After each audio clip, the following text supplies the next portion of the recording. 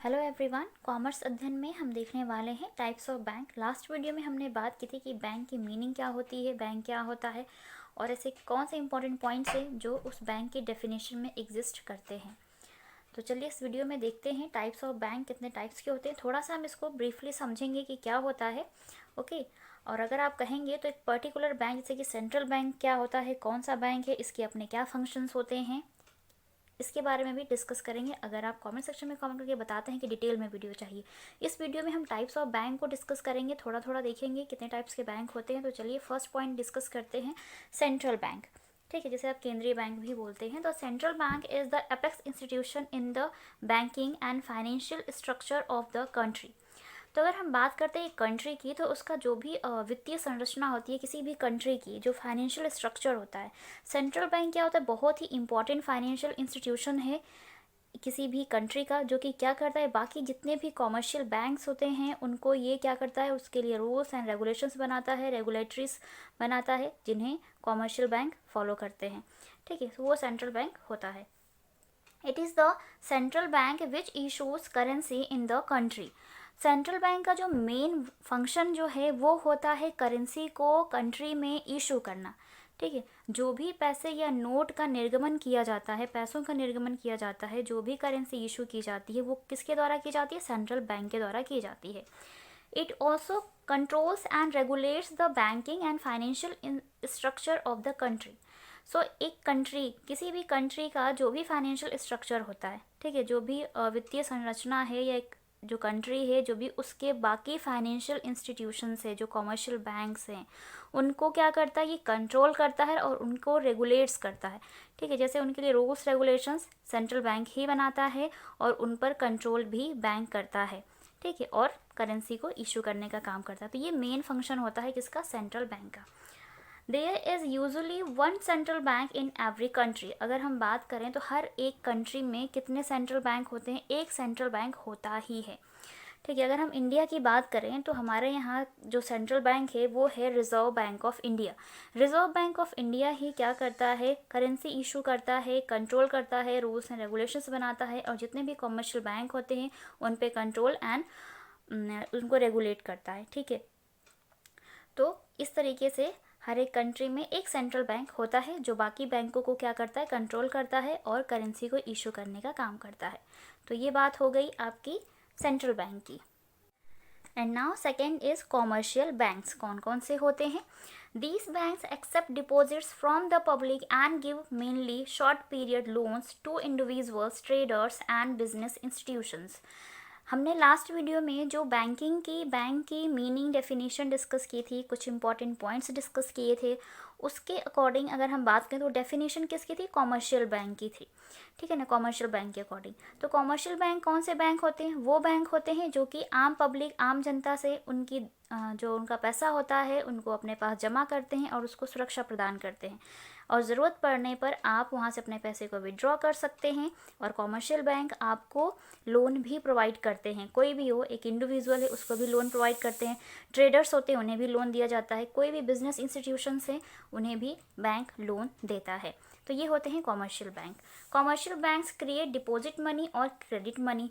सो जो commercial bank है वो क्या क्रिएट करते हैं, डिपॉजिट मनी को क्रिएट करेंगे, और क्रेडिट मनी मीन्स वो आपके धन को जमा भी करते हैं और आपको धन उधार देते भी हैं, ये दोनों काम करते हैं। ठीक है, commercial banks operate largely for earning profits. अब अगर हम बात करें यहाँ पर, तो जो भी आपका कॉमर्शियल बैंक होता है वो क्या करता है, ज़्यादा से ज़्यादा और बड़ी मात्रा में प्रॉफिट को अर्न करना चाहता है। कैसे करता है, जो भी आम पब्लिक से उन्हें अमाउंट रिसीव होता है, पैसे वो डिपॉजिट करते हैं, उन डिपॉजिट्स को इन्वेस्ट करते हैं या किसी को लोन देते हैं, तो वहाँ से उन्हें एक्स्ट्रा अर्निंग होती है, जो भी इंटरेस्ट मिलता है। ठीक है, तो इस तरह से ज़्यादा वो प्रॉफिट अर्न करते हैं। करने के लिए भी कॉमर्शियल बैंक क्या करते हैं, चलाए जाते हैं, और वो लोगों की पैसों को अपने पास सेफ रखते हैं और इन्वेस्ट भी करते हैं और लोगों को लोन प्रोवाइड करते हैं। अगर हम बात करें इसमें टॉप बैंक्स की जो कि कॉमर्शियल बैंक की लिस्ट में आते हैं, उसमें सबसे पहले SBI हो गया, PNB हो गया, UBI हो गया, BOB हो गया, बैंक ऑफ बड़ौदा। तो ये सारे बैंक आपके कॉमर्शियल बैंक की लिस्ट में आते हैं, और भी बहुत सारे हैं, ये कुछ इंपॉर्टेंट से जिसका नाम आपने सुना। तो ये थे आपके कॉमर्शियल बैंक। अब हम बात करते हैं कोऑपरेटिव बैंक्स की। कोऑपरेटिव बैंक्स जैसा आपको नाम से ही पता चल रहा होगा, ये कोऑपरेशन के लिए होते हैं, लोगों को हेल्प प्रोवाइड करते हैं। तो चलिए देखते हैं, इसको हिंदी में सहकारी बैंक बोलते हैं। These banks are started in rural areas in the form of cooperative societies for the purpose of granting easy credit to the farmers. Cooperative banks जो होते हैं ना, ज़्यादातर ये स्टार्ट किए गए थे रूरल एरियाज़ में, जो ग्रामीण क्षेत्र होता है जैसे गांव वगैरह होता है, वहाँ पर ये बैंक एग्जिस्ट करते हैं ज़्यादातर।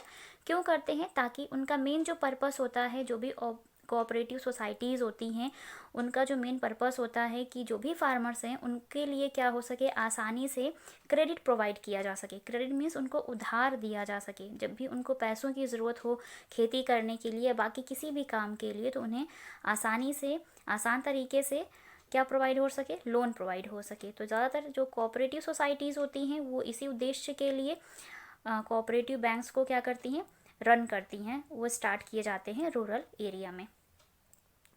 And cooperative banks have now been established in the urban areas as well.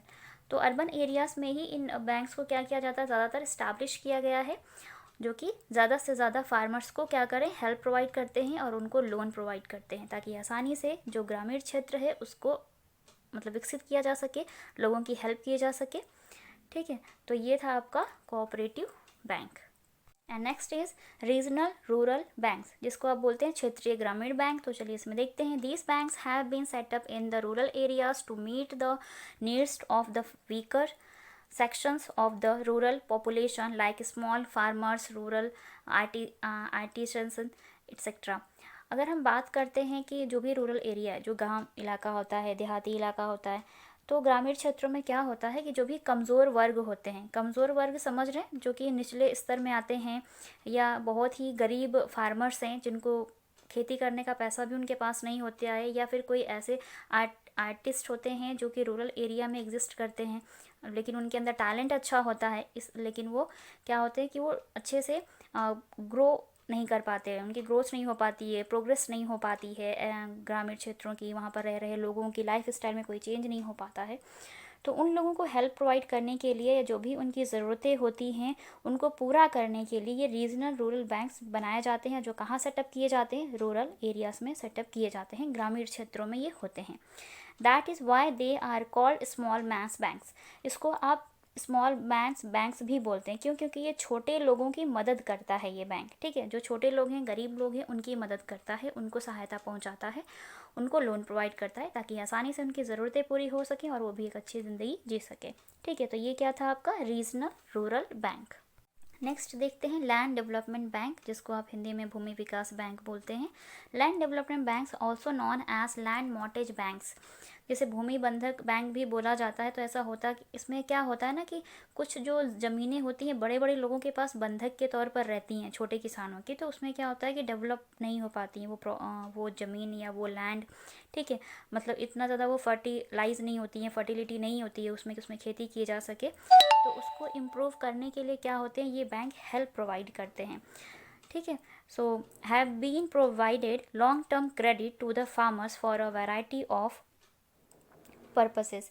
तो बहुत सारे पर्पस होते हैं, ये जो बैंक होते हैं ये क्या करते हैं, फार्मर्स को क्रेडिट प्रोवाइड करते हैं। Credit means long term loan provide करते हैं, लंबे समय के लिए इनको लोन देते हैं ताकि वो अपनी लैंड को इम्प्रूव कर सकें, उसको मतलब फर्टिलाइज बना सकें, ताकि आसानी से वहाँ पर खेती कर सकें और ज़रूरत की जो चीज़ें होती हैं एग्रीकल्चर से रिलेटेड या खेती से रिलेटेड, उन चीज़ों को आसानी से क्या कर सकें, परचेज़ कर सकें। ठीक है, such as improvement of land, purchase of costly agriculture equipments like tractor, thresher, बहुत सारी चीज़ें होती हैं जो कि खेती करने के लिए ज़रूरी होती हैं।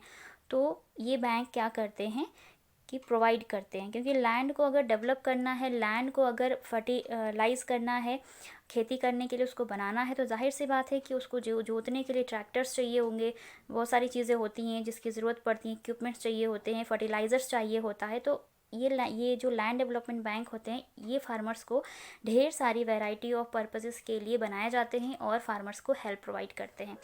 And these loans are given at concessional rates. और ये जो लोन होते हैं ना, बहुत ज़्यादा इनका जो इंटरेस्ट रेट होता है वो हाई नहीं होता है, बहुत ज़्यादा इनको रियायत दी जाती है, छूट प्रोवाइड की जाती है फार्मर्स को, ताकि वो आसानी से लोन ले सके और अपनी लैंड को अच्छे से डेवलप कर सके। और इम्प्रूव कर सके। ठीक है, तो ये सारी चीज़ें जो होती हैं, इस तरह की जो सुविधाएं होती हैं, ये बैंक फार्मर्स को प्रोवाइड करते हैं। And next point is exchange banks. Exchange banks के नाम से ये समझ में आ गया होगा कि एक्सचेंज बैंक क्या होता है। ठीक है, जैसे कभी भी आप किसी दूसरी कंट्री के साथ क्या करते हैं, बिजनेस करते हैं, तो उस कंट्री की जो करेंसी होती है वो अलग होती है। जैसे हमारे यहाँ रुपीज़ है, ठीक है, रुपया चलता है, उनके वहाँ जैसे डॉलर हो सकता है, पौंड हो सकता है, बहुत सारे अलग अलग करेंसी होती है। तो उन करेंसी को एक्सचेंज करने के लिए ये बैंक हेल्प प्रोवाइड करते हैं। ठीक है, और इंटरनेशनल बिजनेस में भी हेल्प करते हैं। Exchange banks help people engaged in foreign trade. So जब कभी भी जो भी इंसान या जो भी लोग फॉरेन ट्रेड में इंगेज होते हैं, फॉरेन ट्रेड करते हैं, विदेशी व्यापार करते हैं, तो उनके लिए ये जो बैंक है एक्सचेंज बैंक बहुत ज़्यादा हेल्प करता है। They finance foreign trade and carry on foreign exchange business.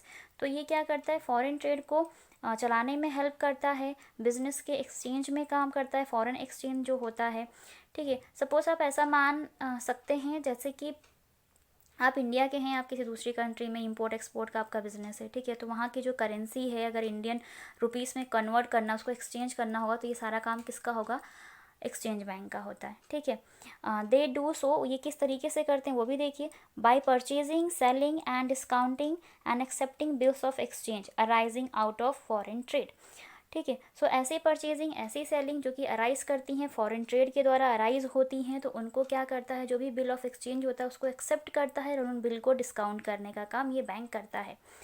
ठीक है, मान लीजिए कोई बिल है किसी दूसरी कंट्री का, वो दूसरी करेंसी में आपको मिलने वाला है, डॉलर में मिलने वाला उसका पेमेंट आपको, तो उस डॉलर अमाउंट को रुपीस में कन्वर्ट कौन करेगा, ये एक्सचेंज बैंक करता है, आपकी उस बिल को डिस्काउंट करता है और इंडियन रुपीस में कन्वर्ट करके आपको देता है। तो ये काम होता है किसका, एक्सचेंज बैंक का। और ज़रूरत पड़ने पर इंटरनेशनल जो बिज़नेस होते हैं, फॉरेन ट्रेड होते हैं, अगर ऐसे इंस्टीट्यूशंस हैं जो फॉरेन ट्रेड कर रहे हैं, तो उन ट्रेडर्स को ये क्या प्रोवाइड करते हैं, लोन भी प्रोवाइड करते हैं। ठीक है, तो ये एक्सचेंज बैंक का काम होता है और ये होते हैं आपके एक्सचेंज बैंक, जो कि दूसरी करेंसी को आपकी इंडियन करेंसी में चेंज करने का काम करते हैं। Okay, and next point is EXIM banks. EXIM banks means export import bank जिसे आप बोलते हैं। So EXIM banks popularity known as export import banks have been set up to provide long term finance to exporters and importers to meet their financial needs related to international trade। ठीक है, ऊपर हम बात करें exchange bank की, तो exchange जो ये इंपोर्ट, जैसे मान लीजिए आप इंपोर्ट एक्सपोर्ट का काम कर रहे हैं, ठीक है, तो जो करेंसी होती है उस करेंसी को चेंज करता है ये बैंक, एक्सचेंज बैंक जो होता है ये चेंज करने का काम करता है दूसरी करेंसी को इंडियन करेंसी में। एग्जिम बैंक क्या करते हैं, जो भी आप एक्सपोर्ट या इंपोर्ट से रिलेटेड वर्क करते हैं और उससे इससे रिलेटेड जो पेमेंट होती है वो ये बैंक उसका लेन देन करता है और ज़रूरत पड़ने पर लॉन्ग टर्म फाइनेंस भी प्रोवाइड करता है। किन के लिए, एक्सपोर्टर्स के लिए एंड इम्पोर्टर्स के लिए, ताकि वो आसानी से अपनी फाइनेंशियल ज़रूरतों को पूरा कर सके। इंटरनेशनल ट्रेड में जो भी उन्हें पैसों की ज़रूरत महसूस होती है उसके लिए ये आसानी से उन्हें लोन देते हैं और एक्सपोर्ट इंपोर्ट बिज़नेस को क्या करते हैं, ज़्यादा से ज़्यादा ये डेवलप करने की कोशिश करते हैं, उसमें हेल्प करते हैं, ताकि वो हमारे बिज़नेस ज़्यादा से ज़्यादा एक्सपोर्ट इंपोर्ट बिज़नेस करेगा तो हमारे देश में बाहर की करेंसी ज़्यादा आएगी और हमारे देश की करेंसी बाहर जाएगी। ठीक है, तो इस तरह से बाकी कंट्रीज़ के साथ जो रिलेशनशिप होता है आसानी से बन सकता है, अब बनाते हैं बिजनेस करके, इंटरनेशनल ट्रेड करके। तो एग्जिम बैंक्स क्या प्रोवाइड करता है, जो भी इंपोर्टर एंड एक्सपोर्टर्स होते हैं उनको फाइनेंशियल या फाइनेंस प्रोवाइड करता है, लोन प्रोवाइड करता है। ठीक है, next and last point is development bank. क्या होते हैं डेवलपमेंट बैंक की बात करें, इसको आप विकास बैंक बोलते हैं। Development banks have been set up in the country to promote development of industrial activities. Development bank जो होते हैं, जो भी एक कंट्री होती है उस कंट्री में जो इंडस्ट्रियल एक्टिविटीज़ की जा रही है, मान लीजिए कोई छोटी छोटी इंडस्ट्रीज़ हैं, तो उनको डेवलप करने के लिए, उनको प्रमोट करने के लिए ये बैंक क्या करते हैं, सेटअप किए जाते हैं, ताकि ये उनको प्रमोट कर सके, उनको लोन प्रोवाइड कर सकें। ठीक है, they grant long term loans and provide various types of development services. ये बैंक क्या करते हैं कि लॉन्ग टर्म लोन प्रोवाइड करते हैं ऐसी छोटी इंडस्ट्रीज़ के लिए जो कि जिनके पास फिनांस नहीं होता है, पैसों की कमी होती है, इसलिए वो आगे नहीं बढ़ पाते हैं, तो उनको आगे लाने के लिए और लॉन्ग टर्म अपना बिजनेस रन करने के लिए लोन प्रोवाइड करते हैं और भी बहुत सारी डेवलपमेंट से रिलेटेड फैसिलिटीज़ प्रोवाइड करते हैं। कुछ एक इम्पॉर्टेंट बैंक हैं जो कि डेवलपमेंट फील्ड में काम करते हैं इंडस्ट्री को डेवलप करने के लिए, जैसे कि industrial finance corporation of India हो गया, IFCI, जो कि इंडस्ट्रीज़ के लिए फाइनेंस प्रोवाइड करता है। And industrial credit and investment corporation of India, जिसे आप ICICI के नेम से जानते हैं। तो ये बैंक भी क्या करता है, इंडस्ट्रीज़ के लिए लोन प्रोवाइड करता है, कॉपरेट करता है और इन्वेस्टमेंट का काम भी करते हैं। SIDBI small industrial development bank of India, जो कि स्मॉल बिजनेसेस या स्मॉल इंडस्ट्रीज़ को डेवलप करने के लिए लोन प्रोवाइड करते हैं। तो ये कुछ इंपॉर्टेंट बैंक हैं जो कि काम क्या करते हैं, ऐसे इंस्टीट्यूशंस हैं जो कि इंडस्ट्रीज़ को क्या करते हैं, ज़्यादा से ज़्यादा करेज करते हैं, उनको मतलब मोटिवेट करते हैं, प्रमोट करते हैं, ताकि वो इंडस्ट्रीज़ अच्छे से अपना बिजनेस कर सकें और अपना योगदान दे सकें किसी भी देश की इकोनॉमिक कंडीशन को बेहतर बनाने के लिए। ठीक है, उसकी अर्थव्यवस्था अच्छी होगी तो बाकी चीज़ें अपने आप अच्छी हो जाती हैं। तो इस तरीके से जो डेवलपमेंट बैंक है या जितने भी टाइप्स के बैंक होते हैं वो अपनी अलग अलग सेक्टर में अलग अलग इम्पॉर्टेंस रोल प्ले करते हैं, और ज़्यादातर जो काम है इनका वो डेवलपमेंट का काम होता है और लोन प्रोवाइड करने का काम होता है। ठीक है, मुझे यकीन है आपको ये सारे पॉइंट्स अच्छे से क्लियर हो गए होंगे, और अगर मैं आपको अच्छे से समझा पाई हूँ तो कमेंट सेक्शन में कमेंट करके ज़रूर बताएं। वीडियो अच्छा लगा हो तो लाइक करें, चैनल पर नए विजिटर हो तो चैनल को सब्सक्राइब कर लें एंड बेल आइकन को प्रेस कर लें ताकि आपको आने वाली वीडियोज़ की नोटिफिकेशंस मिलते रहें। एंड ज़्यादा इन्फॉर्मेशन के लिए कोई भी डाउट है तो उसको क्लियर करने के लिए आप डायरेक्ट मुझे इंस्टाग्राम पेज पर फॉलो कर सकते हैं और अपने मैसेज के थ्रू अपनी प्रॉब्लम को बता सकते हैं कि आपको किन टॉपिक्स पर वीडियो चाहिए, या कमेंट सेक्शन में कमेंट करके भी बता सकते हैं। तो आज की वीडियो में बस इतना ही, मिलते हैं नेक्स्ट वीडियो में, तब तक के लिए take care and thank you so much for watching this video.